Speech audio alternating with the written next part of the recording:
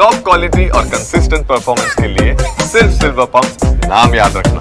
ಇನ್ನು ಈ ಘಟನೆಯಲ್ಲಿ 11 ಮಂದಿ ಜೀವ ಬಿಟ್ಟಿದ್ದಾರೆ. ಪೊಲೀಸರು ಸಸ್ಪೆಂಡ್ ಆಗಿದ್ದಾರೆ, ಅಧಿಕಾರಿಗಳು ವರ್ಗಾವಣೆ ಆಗಿದ್ದಾರೆ. ಜೊತೆಗೆ ಚಿನ್ನಸ್ವಾಮಿ ಕ್ರೀಡಾಂಗಣದ ಉಸ್ತುವಾರಿ ಹೊತ್ತಂತ ಕೆಎಸ್ಸಿಎ ವಿರುದ್ಧ ಕೂಡ ಎಫ್ಐಆರ್ ದಾಖಲಾಗಿದೆ.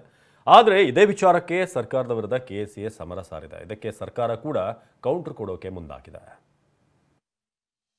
ರಾಜ್ಯ ಸರ್ಕಾರದ ವಿರುದ್ಧ ಸಮರ ಸಾರಿದ ಕೆಎಸ್ಸಿಎ ಸರ್ಕಾರದ ಲೋಪ ಎಂದು ಹೈಕೋರ್ಟ್ನಲ್ಲಿ ವಾದ. ಗೆದ್ದಾಗ ಸಂಭ್ರಮಿಸಿದ್ರು, ನಮ್ಮ ತಂಡ ನಮ್ಮ ಟೀಮ್ ಅಂತ ಸನ್ಮಾನ ಮಾಡಿದ್ರು. ಆದ್ರೀಗ ಕಾಲ್ ತುಳಿತ ದುರಂತ ಸಂಭವಿಸ್ತಾ ಇದ್ದಂತೆ ನಾನಲ್ಲ ಅಂತ ಒಬ್ಬರ ಮೇಲೊಬ್ಬರು ದೂರಲು ಶುರು ಮಾಡಿದ್ದಾರೆ. 11 ಜನರ ಜೀವದ ಹೊಣೆ ಹೊರತೆ ರಾಜ್ಯ ಸರ್ಕಾರದಿಂದ ಹಿಡಿದು ಆರ್ಸಿಬಿ ಆಯೋಜಕರವರೆಗೂ ಎಲ್ಲರೂ ಜಾರ್ಕೊಳ್ತಿದ್ದಾರೆ.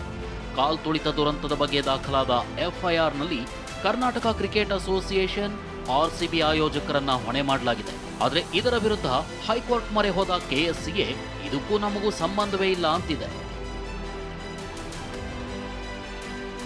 ಕೆಎಸ್ಸಿಎ ಡಿಎನ್ಎ ಪ್ರತಿನಿಧಿಗಳು ಆರ್ಸಿಬಿ ಕಪ್ ಗೆಲ್ಲುವ ಮುನ್ನ ಸಿಎಂ ಸಿದ್ದರಾಮಯ್ಯರನ್ನ ಭೇಟಿಯಾದಾಗ ವಿಧಾನಸೌಧದ ಮುಂದೆ ಕಾರ್ಯಕ್ರಮಕ್ಕೆ ನಿರ್ಧರಿಸಲಾಯಿತು.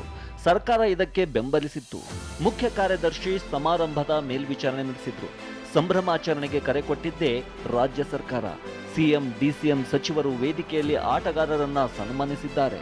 ಸರ್ಕಾರ ಸಚಿವರ ಮೇಲಿನ ಜನರ ಆಕ್ರೋಶದ ಹಾದಿ ತಪ್ಪಿಸಲು ಎಫ್ಐಆರ್ ದಾಖಲಿಸಲಾಗಿದೆ. ಘಟನೆಯ ಹೊಣೆಯನ್ನ ಕೆಎಸ್ಸಿಎ ಮೇಲೆ ಹೊರಿಸಲು ಯತ್ನಿಸಲಾಗ್ತಿದೆ. ಗೇಟ್ ಬಳಿ ಜನದಟ್ಟಣೆ ನಿರ್ವಹಣೆ ಆರ್ಸಿಬಿ ಪೊಲೀಸರ ಕರ್ತವ್ಯ. ಕರ್ನಾಟಕದ ಕ್ರಿಕೆಟ್ ನಿಯಂತ್ರಣವಷ್ಟೇ ಕೆಎಸ್ಸಿಎ ಜವಾಬ್ದಾರಿ. ಕೆಎಸ್ಸಿಎ ಆಡಳಿತ ಮಂಡಳಿಯವರನ್ನ ಬಂಧಿಸಲು ಸಿಎಂ ಆದೇಶ ನೀಡಿದ್ದಾರೆ. ಮಾಧ್ಯಮಗಳ ಮೂಲಕವೇ ಸಿಎಂ ಬಂಧನದ ಆದೇಶ ನೀಡಿದ್ದಾರೆ. ಸರ್ಕಾರ ಪೊಲೀಸರನ್ನ ಅಮಾನತುಗೊಳಿಸುವ ಮೂಲಕ ತನ್ನ ಲೋಪ ಒಪ್ಪಿಕೊಂಡಿದ್ದು ಈಗ ಕೆಎಸ್ಸಿಎ ಮೇಲೆ ಹೊಣೆ ಹೊರಿಸಲು ಯತ್ನಿಸುತ್ತಿದ್ದಾರೆ. ಹೀಗಂತ ರಿಟ್ ಅರ್ಜಿಯಲ್ಲಿ ಕೆಎಸ್ಸಿಎ ಆರೋಪಿಸಿದೆ. ನಾವು ಕ್ರಿಕೆಟ್ ನಿಯಂತ್ರಣ ಮಾತ್ರ ಮಾಡ್ತೀವಿ, ವೀಕ್ಷಕರನ್ನ ಅಭಿಮಾನಿಗಳಿಗೂ ನಮಗೂ ಸಂಬಂಧವಿಲ್ಲ ಅಂದಿದೆ. ಈಗಾಗಲೇ ಹೈಕೋರ್ಟ್ನಲ್ಲಿ ಸ್ವಯಂ ಪ್ರೇರಿತ ಪಿಐಎಲ್ ವಿಚಾರಣೆ ನಡೀತಿದೆ. ಸರ್ಕಾರ ಮ್ಯಾಜಿಸ್ಟೇರಿಯಲ್ ತನಿಖೆ ಹಾಗೂ ನ್ಯಾಯಮೂರ್ತಿ ಜಾನ್ ಮೈಕಲ್ ಕುನ್ನಾ ಅವರಿಂದ ನ್ಯಾಯಾಂಗ ತನಿಖೆಯನ್ನು ನಡೆಸುತ್ತಿದೆ. ಇದರ ಮಧ್ಯೆ 3 ಎಫ್ಐಆರ್ ದಾಖಲಿಸಿರೋ ಪೊಲೀಸರಿಗೆ ಸಿಎಂ ಬಂಧನದ ಆದೇಶ ನೀಡಿದ್ದಾರೆ ಅಂತ ಕೆಎಸ್ಸಿಎ ಪರ ವಕೀಲರು ಆರೋಪಿಸಿದರು. ವಿಚಾರಣೆ ನಡೆಸಿದ ನ್ಯಾಯಮೂರ್ತಿ ಎಸ್ಆರ್ ಕೃಷ್ಣಕುಮಾರ್ ಅವರಿದ್ದ ಹೈಕೋರ್ಟ್ ಪೀಠ ಪ್ರಕರಣದ ತನಿಖೆಗೆ ತಡೆಯಾಜ್ಞೆ ನೀಡೋದಿಲ್ಲ, ಆದರೆ ಅರ್ಜಿದಾರರ ವಿರುದ್ಧ ಬಂಧನ ಸೇರಿದಂತೆ ಬಲವಂತದ ಕ್ರಮಗಳನ್ನು ಕೈಗೊಳ್ಳಬಾರದು ಅಂತ ಮಧ್ಯಂತರ ರಿಲೀಫ್ ನೀಡಿದೆ.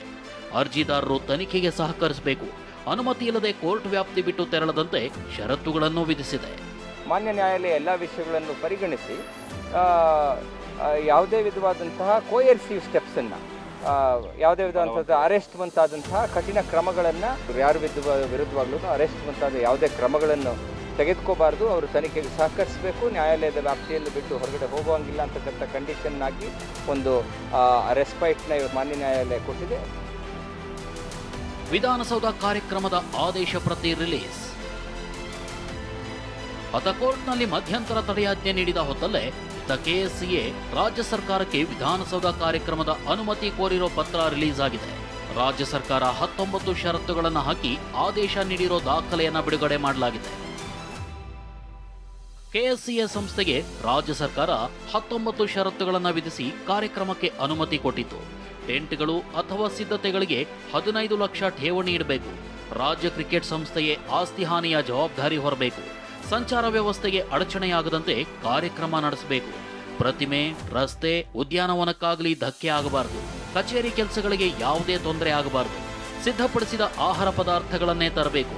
ಭದ್ರತಾ ಠೇವಣಿಯಾಗಿ 10,000 ಮುಂಗಡ ಹಣ ಪಾವತಿಸಬೇಕು.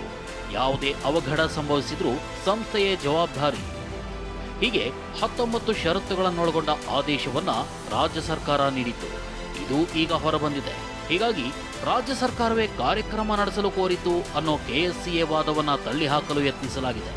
ಏನೇ ಆಗಲಿ, ಸದ್ಯಕ್ಕೆ ಕೆಎಸ್ಸಿಎ ಆಡಳಿತ ಮಂಡಳಿಯ 3 ಬಂಧನದ ಭೀತಿಯಿಂದ ಪಾರಾಗಿದ್ದಾರೆ. Bureau report, TV9.